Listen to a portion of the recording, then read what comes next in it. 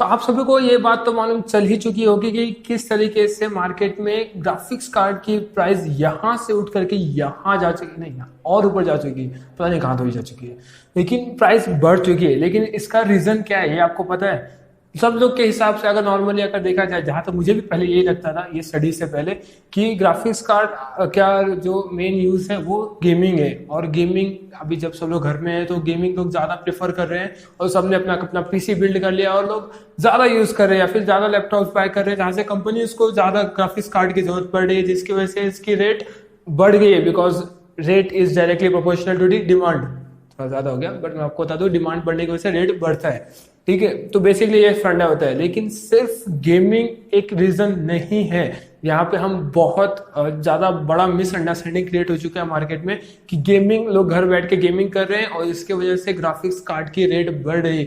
जी बिल्कुल नहीं, ग्राफिक्स सिर्फ गेमिंग के लिए नहीं होता है। जो हाई परफॉर्मेंस यूजेज रहती हैं वहां पे भी हमें ग्राफिक्स कार्ड का यूज करना पड़ रहा है, बिकॉज सीपीयू जो है वो उतना अच्छा परफॉर्मेंस नहीं दे पाता है, इसलिए हम वहां पे जीपीयू यूज करते हैं।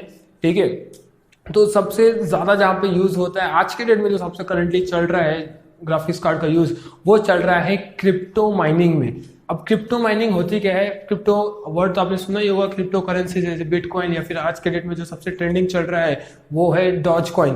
तो बेसिकली इनका जो है ना, इनके अभी देखो कोई भी करेंसी है, हर करेंसी का अपना अपना एक सर्वर होता है। जैसे इंडियन करेंसी है रुपीज, तो उनका जिनका जो सर्वर है वो आरबीआई के पास है। तो जो भी ट्रांजेक्शन होता है तो वो आरबीआई के सर्वर के थ्रू होता है। मतलब समझ लो एक्स पॉइंट से वाई पॉइंट पे ट्रांजेक्शन हो रही है, तो आरबीआई अपने हर ट्रांजेक्शन पे अपना कुछ चार्ज ले रही है या फिर वो उनको ऑब्जर्व कर रही है। ठीक है, तो वहां से वो हैंडल करते हैं ट्रांजेक्शन्स को। लेकिन बिटकॉइन का ऐसा कोई सर्वर नहीं है।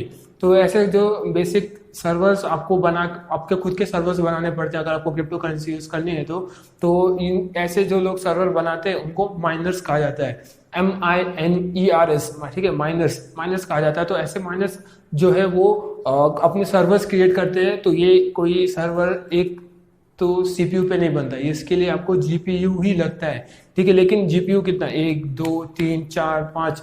जी बिल्कुल नहीं, 10 नहीं, 20 नहीं, 100-150 से मिनिमम स्टार्टिंग होती है। 100-150 जीपीयू एट अ टाइम चाहिए, तब जाके एक स्मॉल स्केल क्रिप्टो माइनिंग हो सकती है।